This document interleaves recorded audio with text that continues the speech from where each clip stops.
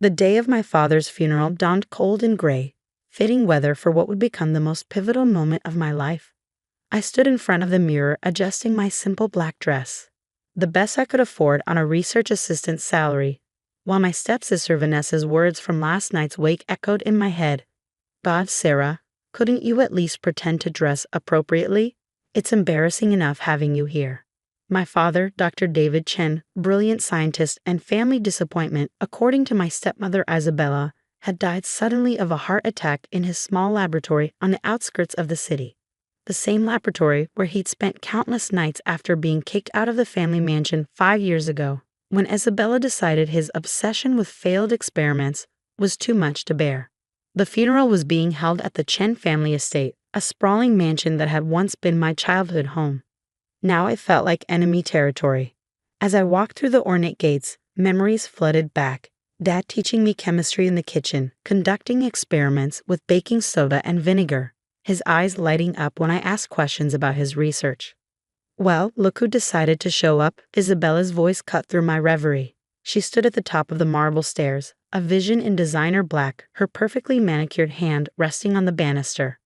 Next to her, my stepsister Vanessa smirked, both of them looking more like they were attending a fashion show than a funeral. It's my father's funeral, I replied quietly. Of course I'm here. Ah yes, your father. Isabella's lips curved into a cold smile.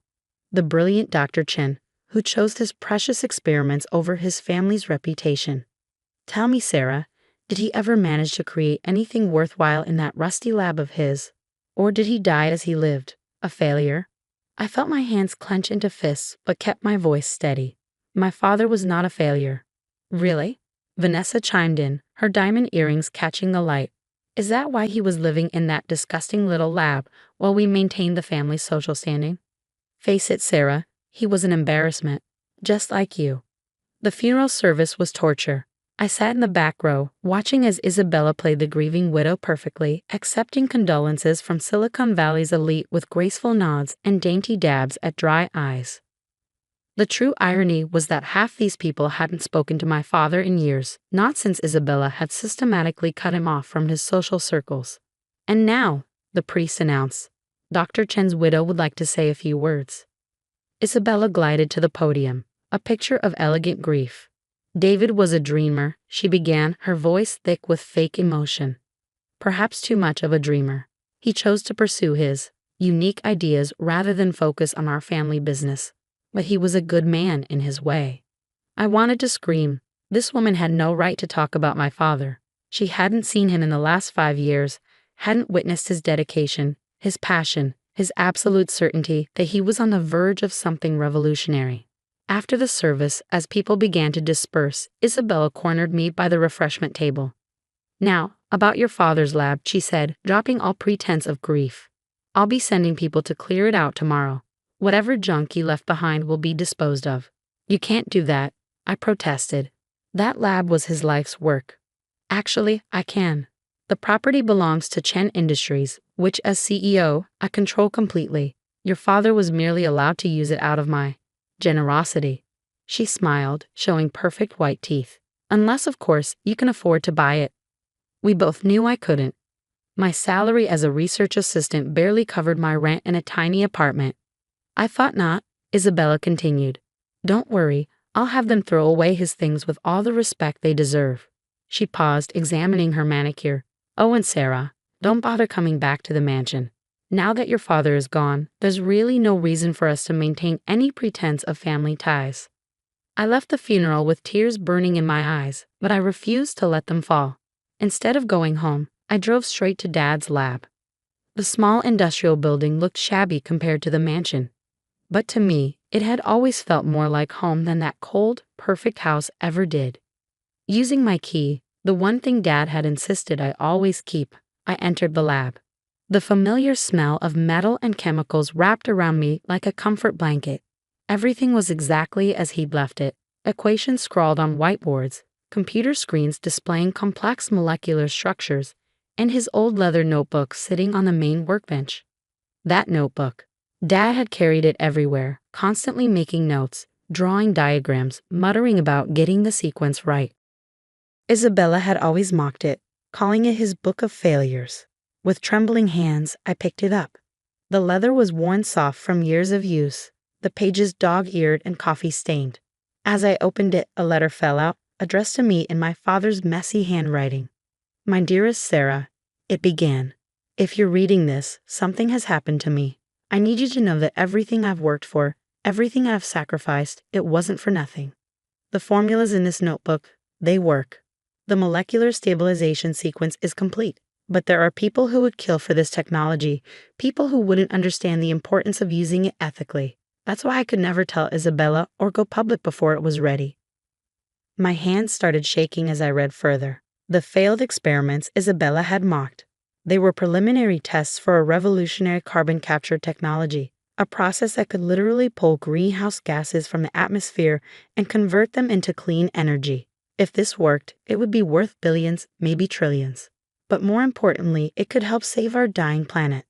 As I read through the notebook, my scientific training kicking in, I realized Dad had done it. The formulas were elegant, the science sound. He'd solved problems that had stumped researchers for decades. This wasn't the work of a failure. This was genius. A noise outside startled me. Headlights swept across the windows as a car pulled up. Panic gripped me as I remembered Isabella's words. She was sending people to clear out the lab. They were early. I had to act fast. I saw Dad's old laptop on his desk. He'd always told me it contained his most important files. Grabbing it in the notebook, I looked frantically around the lab. What else would they destroy? What else did I need to save? The sound of voices outside spurred me into action. I spotted Dad's external hard drives in a drawer. Those two went into my bag. Then I noticed a small safe under his desk, one I'd never seen before. The combination. What would Dad have used? More voices, closer now. Keys jingling. With trembling fingers, I tried my birthday. Nothing. The handle of the front door started to turn. Mom's birthday. No. The door opened. In desperation, I tried the date Dad had first shown me, the periodic table, our special day, he called it. The safe clicked open. Hello? A man's voice called from the front room. Dr. Chen. Inside the safe was a single USB drive, labeled FALSAFE in Dad's handwriting, and a small stack of papers that looked like patent applications. I grabbed everything, shoved it in my bag, and looked around frantically for an escape route. The back door. Dad always kept it unlocked for emergency exits during dangerous experiments. I slipped out just as flashlights beamed through the main lab space. In the darkness, I ran to my car, parked around the corner. As I drove away, I saw men in dark suits entering the lab, carrying boxes and equipment. Isabella wasn't just clearing out the lab, she was searching it. She knew. That night, instead of going to my apartment, I checked into a small motel under a fake name. I couldn't risk Isabella's people finding me, not until I understood exactly what I had. Setting up Dad's laptop, I began to dig through his files. What I found kept me awake until dawn. Would you like me to continue with part 2, where we see what Sarah discovers and how she begins to fight back against her stepmother's empire? The next morning, my hands still shaking from what I'd discovered, I made 3 crucial phone calls. The first was to Dr. Marcus Zhang, my father's old colleague from MIT who'd mysteriously retired the same year Isabella forced Dad out of the mansion. The second was to Maya Patel, my best friend from graduate school who now ran a prestigious environmental law firm. The third was to James Wilson, my ex-boyfriend who happened to be one of Silicon Valley's most successful venture capitalists. Sarah Chen. James answered on the first ring, surprise evident in his voice.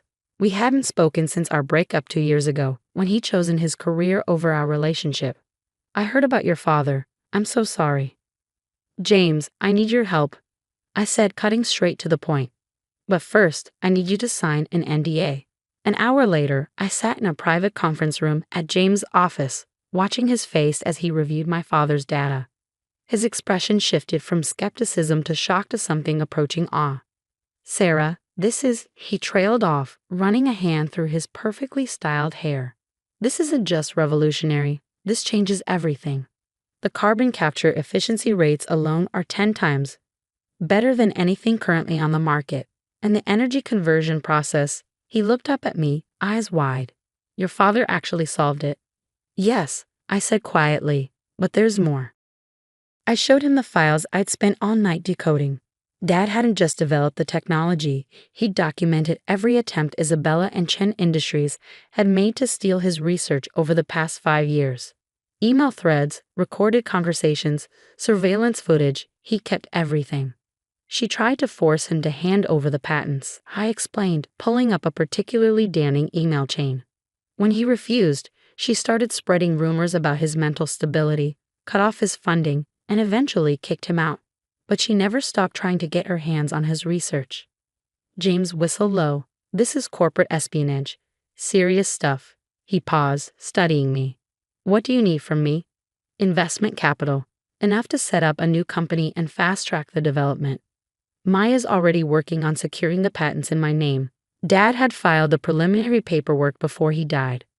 But we need to move quickly, before Isabella realizes what she's lost. Before James could respond, my phone buzzed. A text from Maya, 911. Turn on CNBC now. James grabbed the remote, switching on the conference room's wall-mounted TV. Isabella's perfectly composed face filled the screen as she stood at a podium in front of Chen Industries headquarters. It is with great pride that I announce Chen Industries' breakthrough in carbon capture technology, she was saying, her voice smooth as silk. My late husband's final project has yielded remarkable results, and we expect to begin implementation within the month. My blood ran cold. She was trying to claim Dad's research as her own. That's why they were searching the lab, I whispered. They're going to try to recreate his work. James's phone chirped. Chen Industries' stock was already soaring on the announcement, but I noticed something in Isabella's press conference, something that made me lean forward.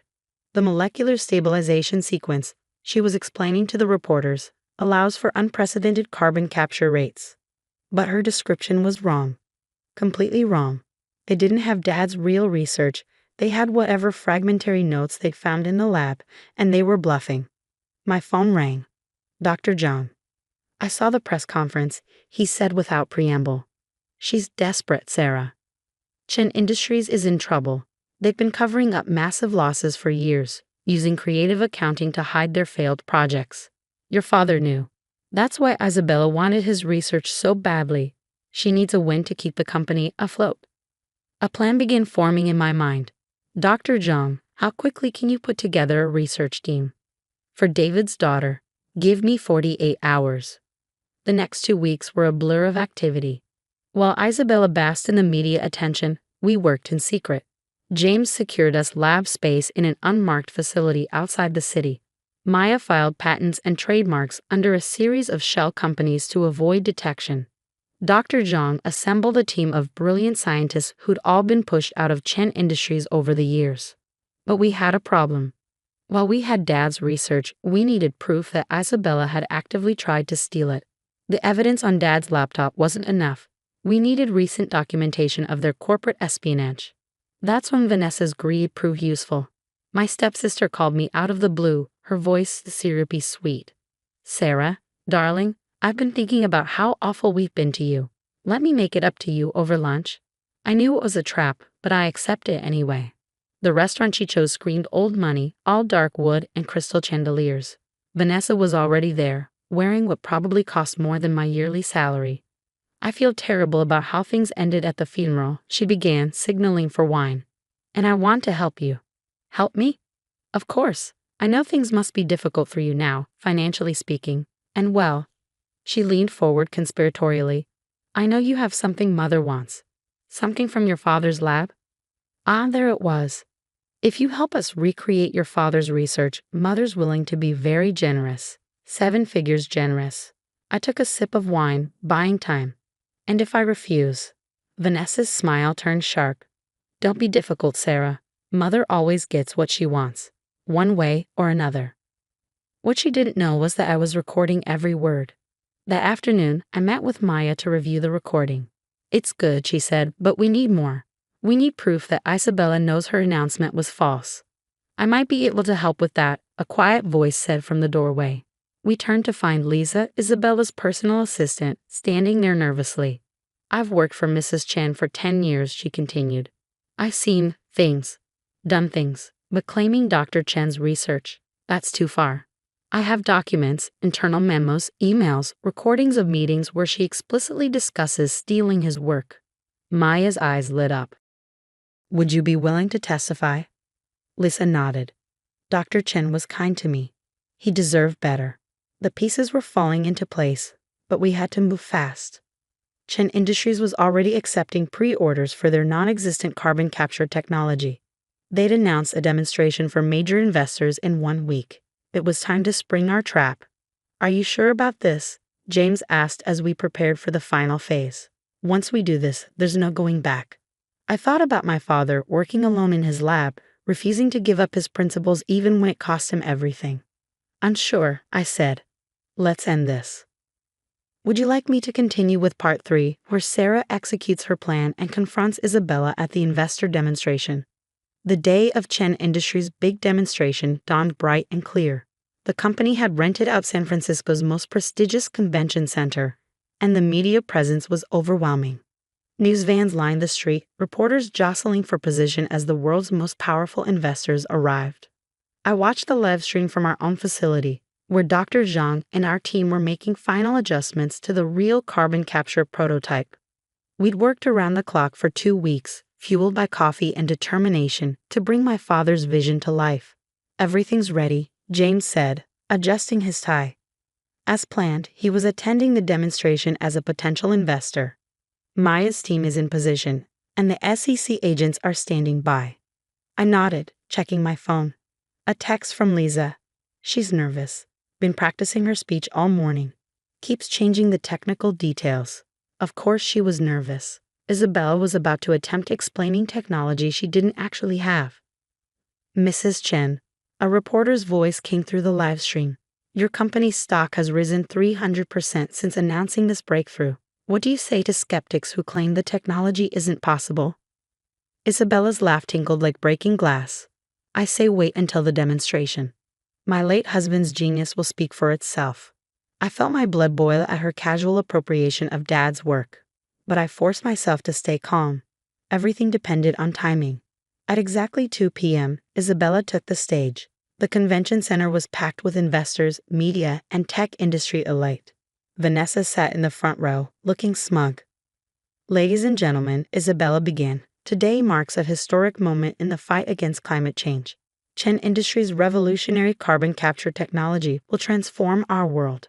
She launched into her presentation, and I had to admire her acting skills. She spoke confidently about molecular bonds and energy conversion rates, delivering the carefully memorized script flawlessly. But I could see the panic in her eyes when questions started coming from the audience. Could you explain the stabilization process in more detail? One scientist asked. Isabella's smile flickered.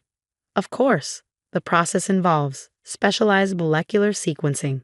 But how do you prevent degradation during the conversion phase? Another expert pressed. Our proprietary technology, Isabella started, but she was floundering. That's when James stood up.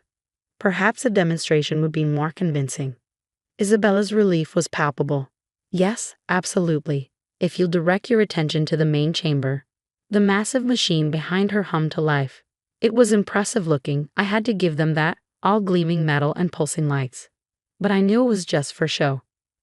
As you can see, Isabella continued, the carbon dioxide is being extracted from the air and converted to. The machine made a horrible grinding sound, then sparked dramatically. Emergency alarms began blaring. Minor technical difficulty, Isabella assured the murmuring crowd. Our engineers will. Or maybe, I said loudly, standing up from my place at the back of the hall. The machine doesn't work because you stole incomplete research and tried to recreate technology you don't understand. The room fell silent. Isabella's face went pale as I walked toward the stage. Sarah, she hissed, what are you doing here? Isn't it obvious, Mother? I continued, my voice carrying in the quiet room. I'm here to demonstrate my father's actual technology. Security. Vanessa shouted, but before anyone could move, the convention center's doors opened. Maya strode in, followed by a team of FBI agents and SEC officials. Isabella Chen, she announced, you're under investigation for corporate fraud, espionage, and securities manipulation. This is ridiculous, Isabella sputtered. I have proof. Documents. Forged documents, Lisa said, stepping forward. I should know. You made me create them.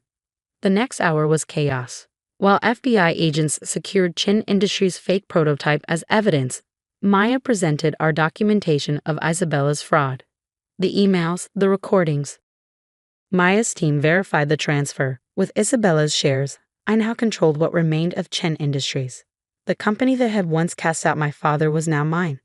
The irony wasn't lost on me. The next year brought changes I could never have imagined.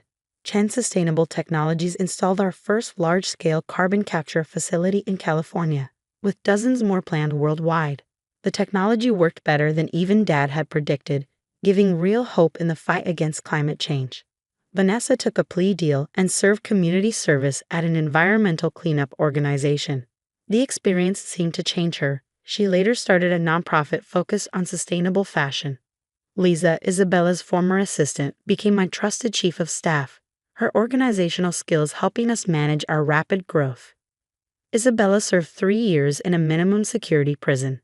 Upon release, she moved to a small house in Montana, about as far from her former lifestyle as possible. She sends me letters sometimes full of regret and attempted explanations. I read them, but rarely respond. On the first anniversary of Dad's death, I visited his grave early in the morning. The simple headstone stood in stark contrast to the ornate Chen family plot nearby. We did it, Dad, I said softly, placing fresh flowers by the stone. Your work is helping people, changing things, just like you always wanted. That afternoon, I had a board meeting in our new headquarters. The company had grown to over 1,000 employees, and our market value had reached $50 billion. But before heading into the meeting, I stopped by my office and opened Dad's old notebook, now carefully preserved in a glass case. Inside on the last page were words he'd written years ago. Success isn't measured in dollars or acclaim, but in the positive change we create. Remember that, Sarah. I did remember. Every day, as I stood looking out over the city, I thought about legacy.